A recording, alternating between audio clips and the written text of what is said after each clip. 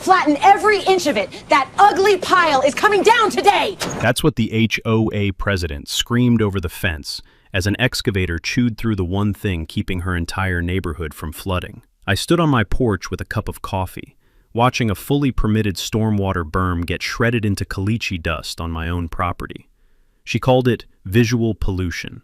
She didn't know it was the only thing stopping 14 acre-feet of runoff from hitting her cul-de-sac during every major storm. The kind of woman who confuses control with competence had just ordered the destruction of her own protection. I didn't argue. I didn't beg. I didn't even put down my coffee. I pulled out my phone, opened the NOAA app, and watched the first rain bands of Hurricane Celeste spiral toward the coast. What would you do if your HOA forced you to destroy the one thing keeping them dry? Drop a comment.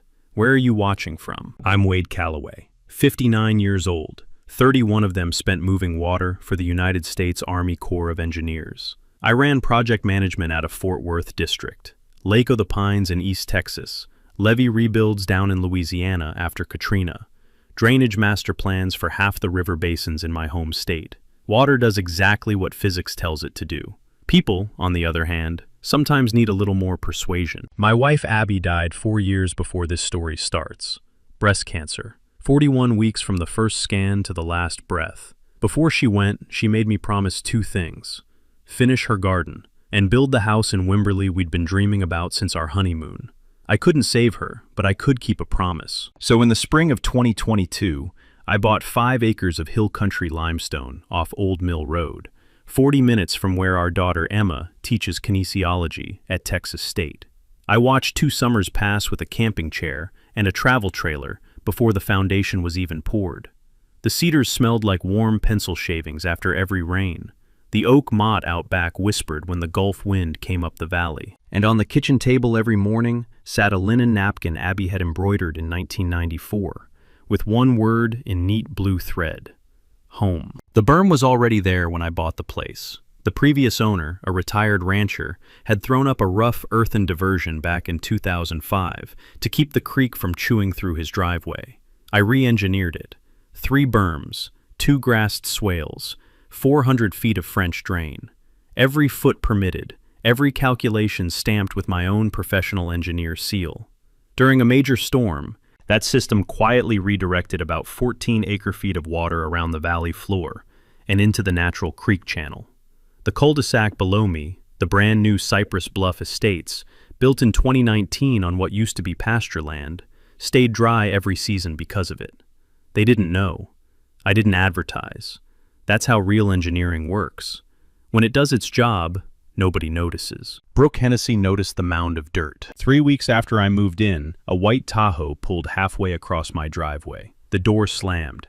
Out stepped a woman in a linen blazer over yoga pants, sunglasses too expensive for her to be wearing during a cedar pollen storm, and a smile thin as a grocery store coupon. She carried a clipboard. In the South, that's not jewelry, that's a weapon. Mr. Calloway, I'm Brooke Hennessy. I'm the voice of this community. I set down my coffee. Not my Abby mug, the cheap one. She handed me a 47-page welcome packet and asked, without asking, if she could come inside and go over the covenants. I told her, kindly, that my parcel wasn't part of Cypress Bluff Estates, never had been, and showed her a county record dating to 1971. She smiled like someone tolerating a child's wrong answer. Everyone here agrees otherwise, dear. 2 weeks later, I found the first violation letter tucked under my wiper blade. Aesthetic non-compliance, unauthorized earthen structures, fine, $250 a day if the berm wasn't flattened within 30 days. My neighbor Maggie Thornton, the kind of woman who shows up with cornbread the first week, came down the gravel road that afternoon and leaned on my tailgate. She didn't even look up when she said it. She ran off 2 families before you, Wade. Both left crying. Watch yourself. That night, I pulled out the box of old county plats I'd inherited from closing. Something about the 2019 amendment didn't line up with my 1971 record. It was a small crooked line in the middle of a map. And small crooked lines, I've learned over 31 years of moving water, are almost always the place you start digging. The Tuesday after that letter, Brooke knocked on my door with a shorter man trailing behind her, like a Labrador who'd been promoted to manager. She introduced him as Bryce Holloway, vice president of the Cypress Bluff HOA. They wanted access to my property to inspect the structure. I offered them coffee. I did not offer them access. I told Brooke that, in Texas, only a licensed inspector with proper authority could enter private land for code enforcement. She tilted her head. Reed can make this very unpleasant for you, Mr. Calloway. He sits on the planning commission. I nodded, polite as a Sunday, and closed the door. Then I wrote one word in my notebook next to her name. Reed. Planning Commission. I underlined it twice. In 31 years of federal work, I'd learned that a threat using someone else's name tells you who actually runs the operation. On day 12, I sent a certified letter to the HOA board. Inside were my stamped engineering drawings, the county permit numbers, a copy of my PE license, and a short service record from the United States Army Corps of Engineers, verifying 31 years of stormwater work. The envelope came back unopened the following Monday. Brooke Hennessy had refused to sign. The second violation notice arrived 3 days later. The parcel identifier on the letter was wrong. It listed my land by the HOA's 2019 lot number instead of the Hays County APN that had been on the deed since 1971. Not a small mistake. Not even a clerical one. In a boundary dispute, the parcel identifier is the whole ballgame. I drove to the Hays County Courthouse on a Thursday morning. The clerk was a young woman named Shelby, with a dark braid down her back, and a coffee mug that said, "Meant to be retired by now." She pulled the parcel history while I waited. The printer rolled out 73 pages of grant deeds, lien releases, survey amendments, and tax rolls. Ownership ran one clean line. Calloway to Calloway to Calloway. 1971 to present. My land had never, not once, been inside Cypress Bluff Estates. Do you want copies, Mr. Calloway? 3, please. And can you notarize the certification page? Shelby smiled. You're not the first one to ask me that this year. I walked out into the sunshine with a cardboard box under my arm. A roadrunner darted across the parking lot. The smell of hot asphalt mixed with the faint sweetness of mountain laurel from the courthouse lawn. For the first time in 6 weeks, I felt the weight of the paperwork shift from defensive to strategic. That evening, Emma called. She'd seen a Facebook post in the Cypress Bluff group from Brooke, rallying neighbors to express their concern at 1847 Old Mill Road. 2 pickup trucks had already driven by the house that afternoon. One phone held out the window. A passenger in a silver Outback mouthed, "Sorry," as they passed. "Dad, please come stay with me for a week. Let them calm down. Sweetheart, if I leave, they'll claim abandonment. If I stay, they'll photograph me mowing the yard. I'm safer with a coffee pot and a paper trail." The line went quiet. Then Emma, in her mother's exact voice. "Your jaw is doing the thing, isn't it?" "It is." The next morning I drove into town to meet Harlan Buckley. Harlan was a former county prosecutor who'd walked away from 32 years of felony trials to hang out his own shingle above a feed store on South Main. He wore boots older than my daughter and sipped coffee so black you could float a nickel on it. He flipped through the open records I'd already assembled. He tapped the violation letter with one calloused finger. "Wade, they picked the wrong engineer to bully. What do you want me to do, Harlan?" "Nothing loud, not yet. Don't answer them. Let them escalate. Every letter they write, every meeting they hold, every petition they circulate. It's all evidence they're building for us. Don't stop the dig. Let them tunnel." I pulled out a second folder. A single form, Texas Government Code Chapter 552, Open Records Request. Harlan read it and grinned. Plat Amendment 2019. Every drainage document signed by Reed Hennessy. Every board minute since they seated him. Smart, Wade. File it today. I walked out into the afternoon sun, with a cicada singing somewhere in the rooftop air conditioner. On the truck bench next to me sat 3 certified copies of a 60-year paper trail. I pulled Noah up on my phone. A tropical wave had formed that morning off the coast of Africa. The storm season was just warming up, and I had time. For now. Day 25. A cream-colored envelope landed in my mailbox with the Hays County Development Services seal stamped in green. Notice of violation. Compliance deadline, 14 days. Projected lien amount, if unresolved, $45,000. I read it twice, then read the signature line 3 times. It wasn't signed by the director. It was signed by a deputy director whose office reports directly to the Planning Commission chair. Reed Hennessy's office. The fingerprints weren't subtle. Harlan Buckley laughed when he read the notice. Not the polite lawyer laugh. The other one. He set the letter on top of a coffee-ringed copy of the Texas Local Government Code and tapped his finger on Chapter 176. Wade, this isn't enforcement. This is a favor for a husband. He walked me through it. Under Section 176 of the Texas Local Government Code, any county officer whose household stands to benefit financially from an official action, say, a planning commissioner whose wife is president of an HOA, whose dues depend on property values, must file a written conflict of interest disclosure. Reed had never filed one, not for Cypress Bluff, not for any of the 17 drainage approvals he'd quietly stamped on that subdivision since 2019. If his signature appears anywhere in your enforcement file, Wade, every action he touched becomes voidable. Every single one. I sat with that for a minute. The fluorescent bulb above Harlan's desk flickered like it was applauding. Somewhere in the hallway, a fax machine wheezed out a page that still smelled faintly of heat. That night, Emma video called from her apartment in San Marcos. She was stirring chili con carne and wearing my old core sweatshirt, the one with the faded Fort Worth district patch on the shoulder. She'd been watching me closely, pretending not to. Dad, why don't you just sell it and move closer to me? I picked up Abby's linen napkin from the table. This wasn't just my dream, sweetheart. It was your mother's, too. She stood on that ridge with me in 1998 and picked the spot. Emma didn't answer right away. Then, quietly, okay, but use me. I'll carry boxes. I'll file papers. Whatever you need. She looked exactly like her mother when she got quiet like that.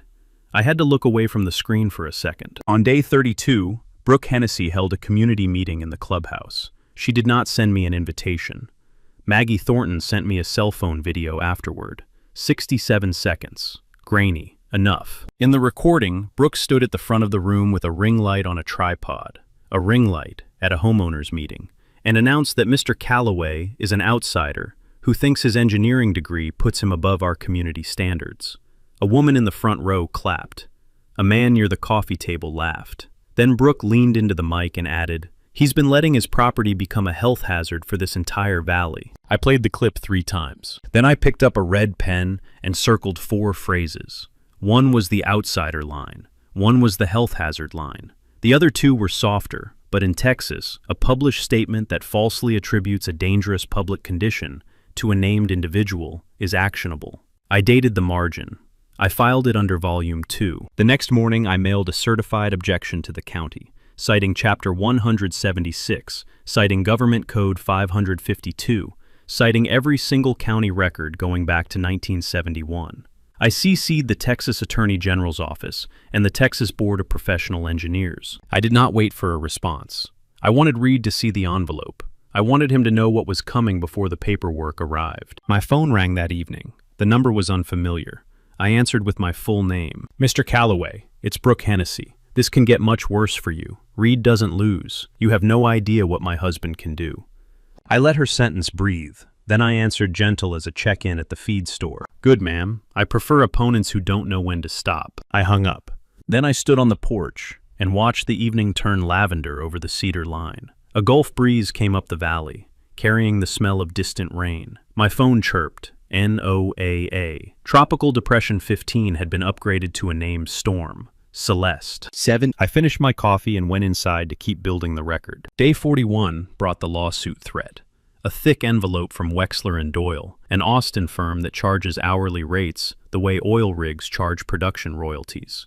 11 pages, single-spaced, full of words like willful, aggrieved, and equitable remedy. They demanded removal of the berm within 7 days, or a $125,000 civil action. Harlan read it at his kitchen table with his reading glasses halfway down his nose. He finished page 4, snorted, and flipped back to page 1. "Wade, whoever drafted this would fail a first-year law school exam. They don't want a lawsuit. They want you to panic. So what do we do?" He put the letter down and looked at me over his glasses. "You comply. Publicly, loudly, with a camera rolling and a lawyer on speed dial." It took me a minute to track his logic. Harlan explained, patient as a Sunday school teacher, that every day I resisted was another day of fines they could point to.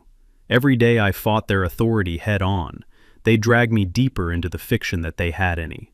But if I complied, under written protest, with warning, on record, then the hydrologic consequence of that compliance belonged to them. And Wade, Once they own the consequence, the storm does what the storm does. I drove home that radio off. I watched the valley from the porch a long time.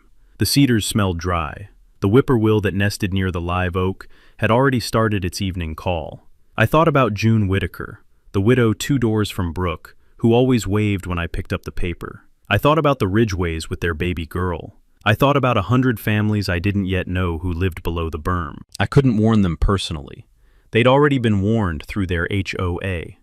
I had to trust that one day they'd understand. That night I drafted a letter, 4 pages, addressed individually to each member of the Cypress Bluff Estates HOA Board of Directors.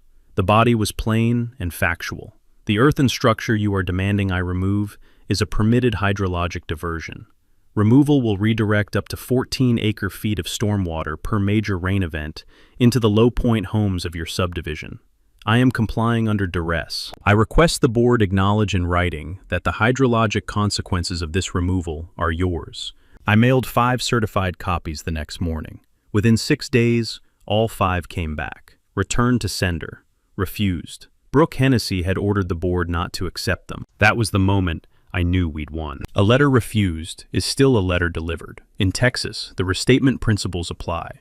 Notice of danger given and actively declined transfers the legal weight of foreseeability straight on to the party who refused to read. Day 50.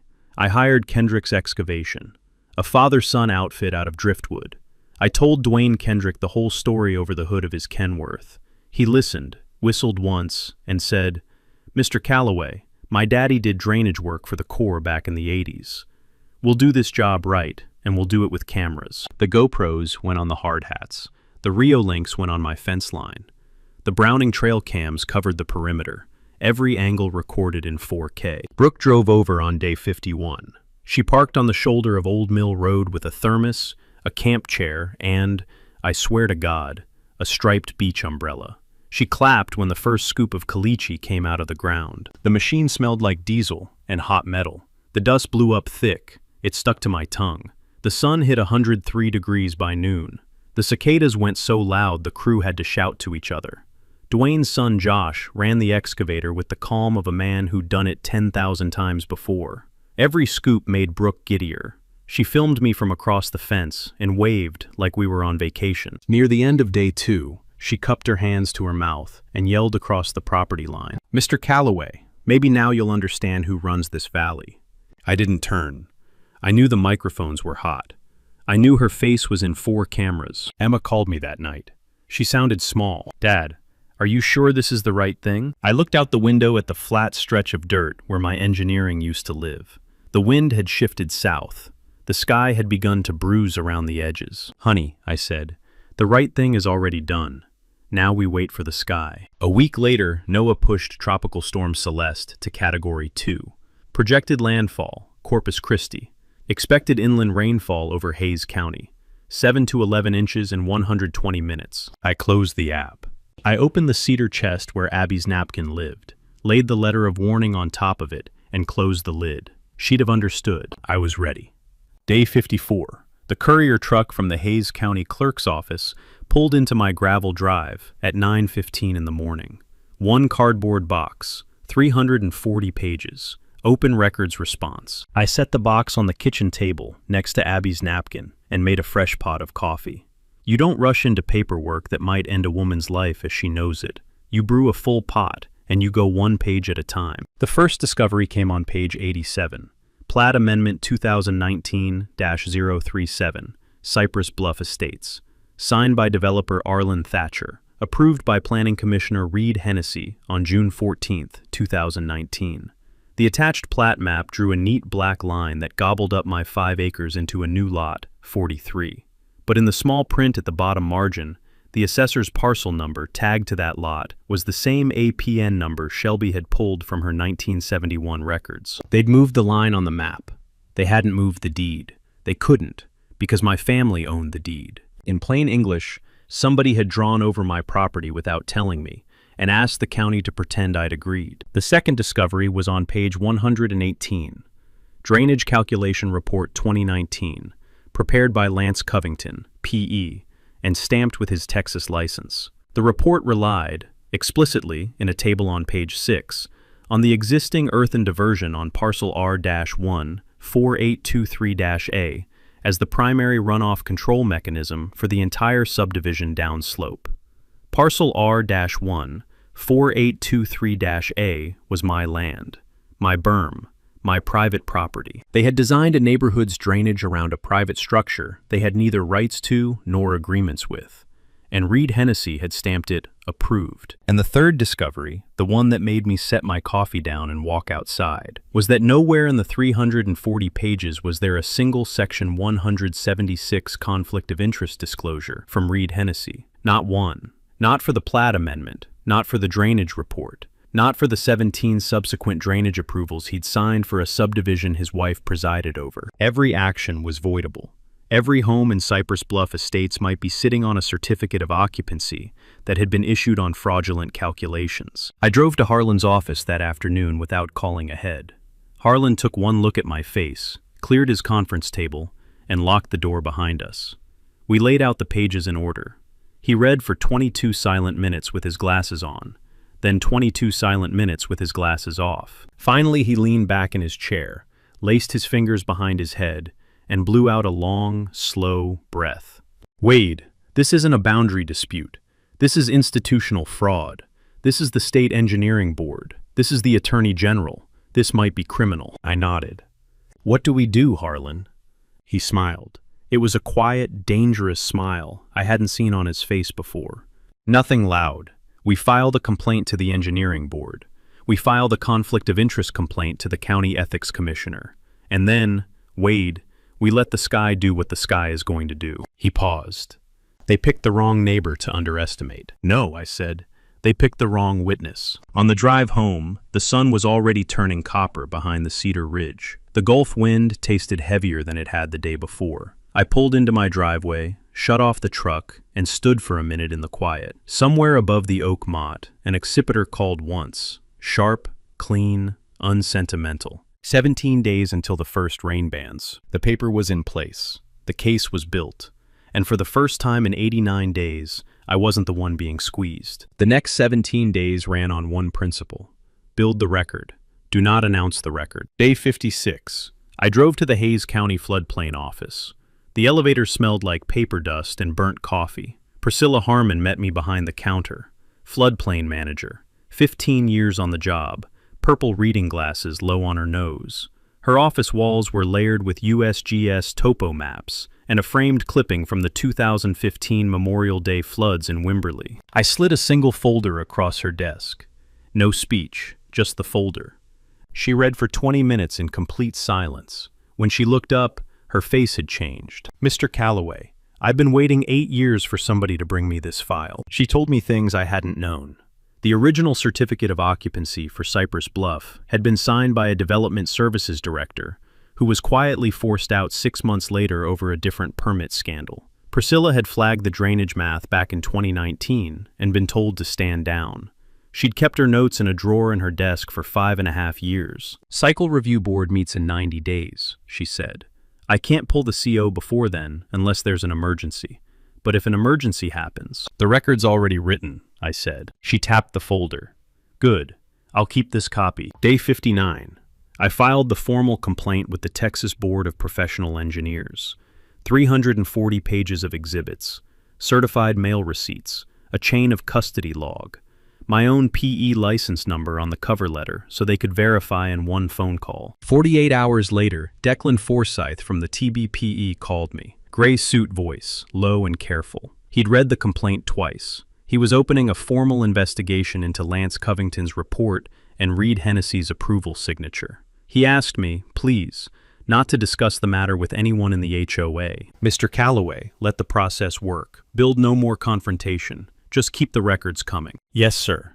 I hung up and went back to my garage. The cameras came next. 8 Browning trail cams on solar mounts around the footprint of the old berm. 2 Rio-Link cameras on my fence line, aimed downslope toward the Cypress Bluff cul-de-sac. 1 hobo water-level logger buried in the swale floor, set to log every centimeter to the minute. Battery backup, cloud backup. If the storm knocked out power in the router, the record would still save 3 different ways. Emma drove up that Saturday with Fall Creek Cabernet and a block of sharp cheddar from the farmer's market. We organized the filing cabinet together in the second bedroom. Tabs, color codes, index cards, chronology. A system Abby would have loved. Somewhere in the third drawer, under an old envelope, Emma found my original pencil sketch for the berm from 2005. On the back, in her mother's tight cursive, were 2 lines. "Build it strong, sweetheart. Protect the valley." Emma's hand covered her mouth. She handed me the paper without speaking. I held it for a long time. The whippoorwill outside started its evening call. The cheddar on the cutting board smelled sharp and honest. I folded the sketch, slipped it into my shirt pocket, and carried it with me for the rest of the week. Day 67. Maggie Thornton knocked on my screen door with a USB drive in her hand. 45 minutes of audio, the most recent HOA meeting, Brooke lecturing the homeowners on community values and referring to me by name as the un-American element polluting our aesthetic harmony. I added the file to the chronology folder. I did not respond. I did not post it anywhere. Day 69. I met Tillman Rourke of KXAN Austin at Salt Lick BBQ. Harlan had introduced us. Tillman was a reporter the way my father had been a welder. Steady, unflashy, always watching the joint. Over brisket and sweet tea, I told him the whole story. No embellishment. He asked 2 questions. One was about the Section 176 statute. The other was about my daughter. At the end of the meal, he wiped his hands on a paper napkin and said, "Mr. Calloway, when this breaks, you call me first. I'll be on site in 40 minutes. I shook his hand. I did not ask for his card. I already had it. Day 72. I checked NOAA at 4 in the morning. Celeste had jumped to a Category 2 hurricane overnight. Landfall in 18 hours at Corpus Christi. Hays County was squarely inside the northern rain band. Modeled rainfall, 9 inches in 110 minutes. I picked up the phone. "Harlan, it's tomorrow. I'll be there." "Priscilla, it's time. I'm already briefing the commissioner's court." I stood in my garage and looked at everything I'd built over the last 17 days. Cameras, loggers, folders, index cards, backups. I had not built a trap. I had built a witness. And in about 22 hours, that witness was going to speak. Day 73. The HOA held a scenic view victory party in the Cypress Bluff clubhouse. A banner stretched across the entrance. "Cypress Bluff, our standards win." I was not invited. Maggie Thornton was. She wore her listening face and carried a phone with fresh batteries. In the recording she sent me that night, I could hear 60 or 70 voices milling, ice clinking in plastic wine glasses, a Jimmy Buffett playlist over the sound system, the popping laugh Brooke made when she drank too fast on an empty stomach. Brooke took the microphone at 8:40. Yellow linen dress, champagne flute, the room hushed. "Ladies and gentlemen, for the first time in 3 years, the view from my kitchen is unobstructed." Applause. We didn't just win a fight, we restored the natural beauty of this valley. We held the line on community standards. We did what this board was elected to do. More applause. Then the part I rewound 3 times. And I want to give a special thanks to my husband, Reed, who handled the paperwork personally through the Planning Commission. Some of you know Reed doesn't like the spotlight, but he took care of this one for us, for all of us. Whistles. A man yelled, "Atta girl, Brooke." Somebody popped another bottle. I listened to those 18 seconds alone at my kitchen table, with the lights off and the refrigerator humming. Emma was visiting that weekend. She stood in the doorway in her socks. "Dad, she just admitted the whole thing." "Yes, honey." "On tape." "Yes." Is this the moment?" I looked at the cedar chest in the corner of the room, Abby's napkin, the pencil sketch, the certified letter sealed inside. No, this is the moment before. Day 75. Hurricane Celeste made landfall at Corpus Christi with a 100-mile-per-hour sustained wind. The rain bands peeled north. Brooke Hennessy posted a selfie beside the HOA swimming pool. The caption read, "Calm before the calm," with a wine glass emoji. I screenshotted it. Day 76. The first rain band crossed Hays County at 4:17 in the morning. Moderate intensity, half an inch an hour. Enough to test the cameras. Enough to make the cedar tang sharp and green in the dark. I stood on the porch in my slicker and watched the first runoff trace a new path. My path was gone, across the exposed caliche. By 4 in the afternoon, the second band arrived. 3 inches an hour. The kind of rain that drums a metal roof until the drumming becomes silence in the ears. Emma was already at my place. She'd driven up from San Marcos the night before. I called her into the kitchen. Honey, don't leave. Valley's about to flood. You stay with me. She nodded. No argument. She had her mother's sense of when to argue and when to keep her hands free. By 9 o'clock, the third band stalled directly over us. Stationary front, 5 inches in 40 minutes. The sky cracked sideways with lightning. The wind came off the ridge like somebody opening a freezer door. The whippoorwill had gone silent hours before.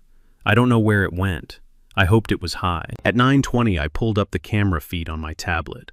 The runoff was already crossing the footprint of the old berm, curling south-southeast along the natural gradient, and pooling in the apex of the Cypress Bluff cul-de-sac. At 9:45, camera 1 caught the first car floating, a gray Mazda hatchback. It lifted off the driveway of 1203 Cypress Bluff Lane and drifted sideways into the street. June Whitaker's house. I didn't wait. I called 911 from the kitchen. Dispatch, this is Wade Calloway at 1847 Old Mill Road. I'm reporting active flooding on the Cypress Bluff Estates cul-de-sac. Ms. June Whitaker is a 72-year-old widow living alone at 1203 Cypress Bluff Lane. Her vehicle has already floated. She will need welfare check immediately. I pulled my Carhartt slicker off the hook, grabbed the spare flashlight, grabbed the life vest from the garage. Emma followed me to the driveway. Dad, I'm getting June. Stay at the house. Warm water ready. Blankets out of the hall closet. Emma's face said a dozen things. She picked one. Be careful. Always am, honey. I put the F250 in four-wheel drive and took the old easement road the county had abandoned in '94. The one the HOA gate didn't know about. The rain hit the windshield like gravel out of a truck bed. The wipers couldn't keep pace. I kept both hands on the wheel and the low-range transfer case set to a walking crawl. I reached June Whitaker's driveway at 3 minutes past 10. The water was already knee-high. Her porch light flickered twice and died. I left the truck idling in high ground, grabbed the flashlight, and waited across the lawn. I pounded on the door. No answer. I pounded again. Still nothing. I shouted her name over the storm. On the third try, I heard a small voice, higher than I expected, calling back from inside. I'm here. I can't get to the door. I set my shoulder against it and pushed through. The frame gave on the second shove. Inside, the house smelled like bath soap, mothballs, and the faint electric stink of a breaker that had shorted out.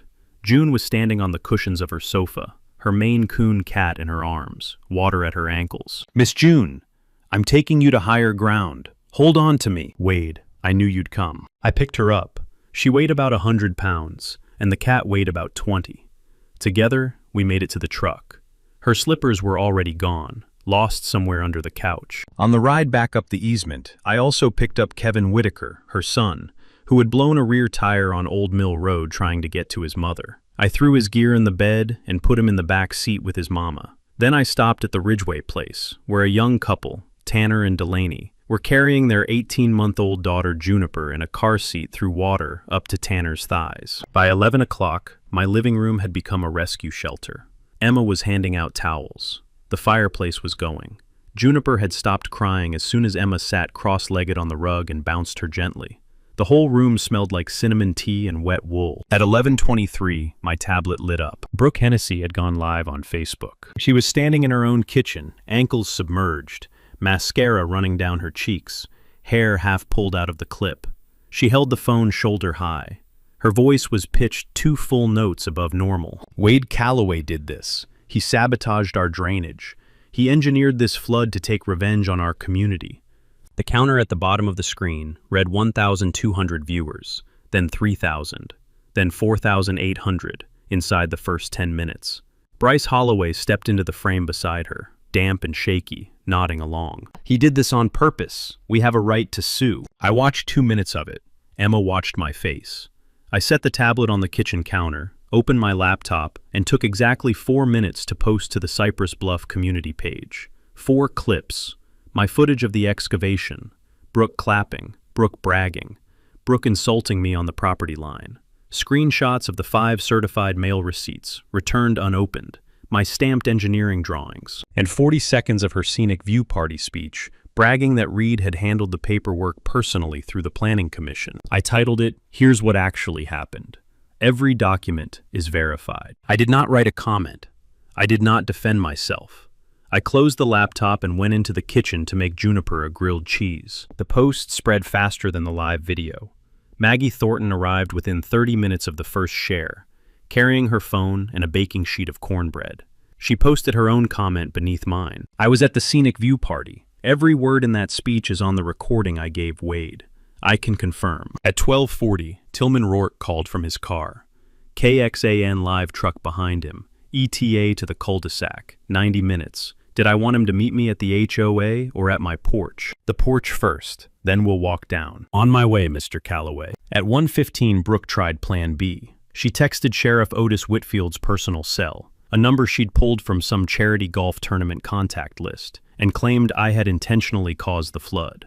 Otis didn't respond. He'd been read into the case by Harlan Buckley 4 days earlier and was already driving toward the valley. At 2:30, the rain stopped. Full stop.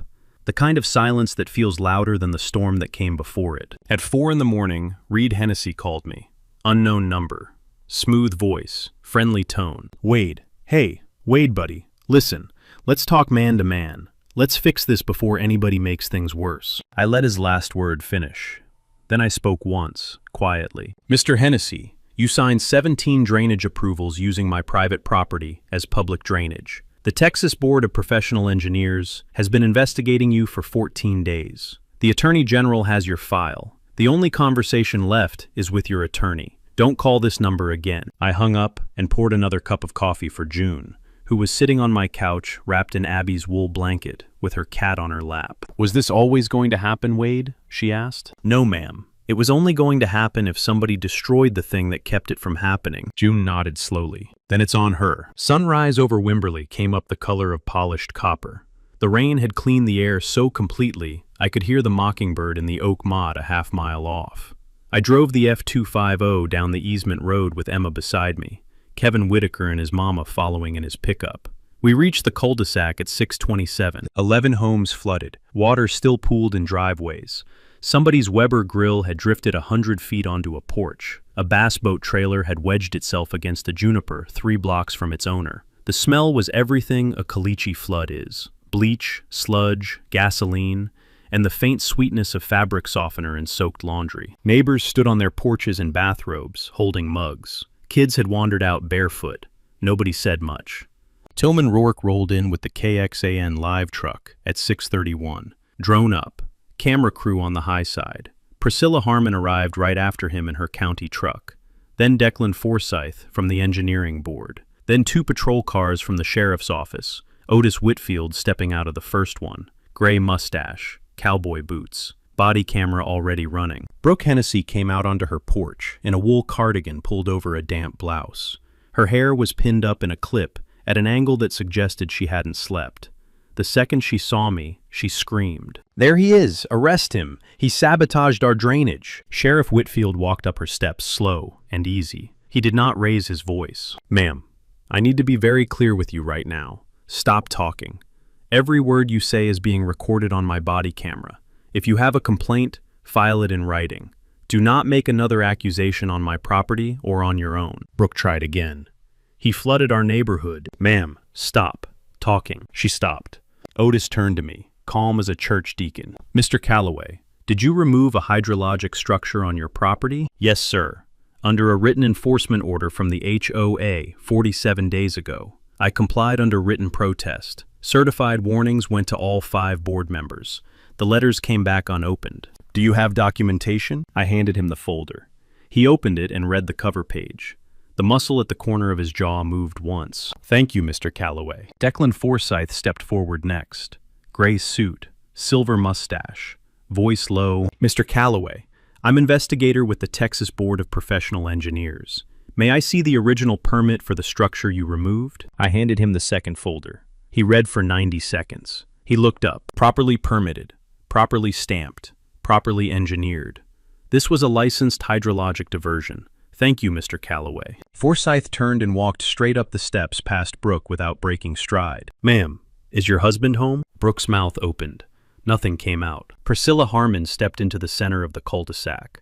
She raised her voice just enough for the neighbors on their porches and the KXAN microphone to catch every syllable. I'm the Hays County floodplain manager. Based on the evidence filed with my office 17 days ago, and based on the hydrologic event you experienced last night, I'm issuing a preliminary finding. The Cypress Bluff Estates Certificate of Occupancy may have been issued based on fraudulent drainage calculations. All 87 homes in this subdivision will be subject to review, effective immediately. A woman 3 porches down put her hand over her mouth. A man near the mailbox sat down on the curb.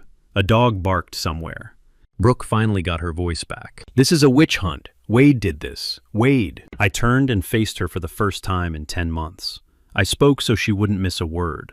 I spoke slow enough for the cameras. "Mrs. Hennessy, 73 days ago, I mailed you a certified letter warning this exact outcome. You refused to sign for it. You refused to read it. You threw a party celebrating the destruction of the only thing between your homes and 14 acre-feet of stormwater. You told your neighbors, on video, that your husband handled the paperwork personally through the Planning Commission. You called my property an eyesore because you couldn't see the engineering underneath it." I paused. The cedar trees dripped softly. "Ma'am, you did not flood because of what I did. You flooded because of what I stopped protecting you from, after you told me to." The cul-de-sac went silent.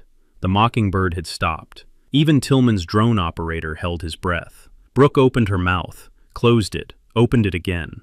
Nothing. A few minutes later, Reed Hennessy walked out in a rumpled polo. Forsyth met him at the edge of the driveway. "Mr. Hennessy, I need you to come with me for formal questioning. You have the right to an attorney." Brooke watched her husband walk to the state vehicle. Her hands fell to her sides. For the first time in 7 years, she had nothing to say. Tillman eased his mic forward, careful as a man stepping over a snake. "Mr. Calloway, any final statement for the community?" I looked down the cul-de-sac. The sun had cleared the ridge. A heron crossed the valley low and slow. Engineering is just honesty with math. I hope next time this valley remembers that. The news truck footage aired that afternoon on every station from San Antonio to Austin. By sundown, the Attorney General's office had opened a file. By Monday, Reed Hennessy had been formally indicted on 4 counts: conflict of interest, falsification of engineering records, fraudulent plat amendment, and abuse of office. The Texas Board of Professional Engineers stripped Lance Covington's PE license 10 weeks later and fined him $85,000. 3 months after the storm, a Travis County District Court dissolved the Cypress Bluff Estates HOA by judicial order. The declaration was voided for fraud material. All 87 homes reverted to unincorporated status and had to apply individually for new drainage certifications. The HOA's insurance carrier cut checks. $2.1 million spread across the 11 flooded families. June Whitaker received $180,000. Kevin used it to move her into a casita behind his own house in San Marcos. She brought the Maine Coon. She still sends me a card at Christmas. Brooke Hennessy lost her house to foreclosure when Reed's income stopped. She sold for less than she'd paid. Maggie heard she'd moved to a small town in Oklahoma. I don't know if that's true. I hope, wherever she is, she's quieter now. I didn't celebrate. I did the opposite. I rebuilt the berm. This time, with a formal easement, recorded through the county, signed by 9 of my former neighbors. They paid me a nominal $1 a year for the easement rights. In return, I agreed that the diversion structure, my structure, would continue protecting their homes for as long as I owned the property, and for 20 years after, by deed restriction. It cost me $200 in filing fees.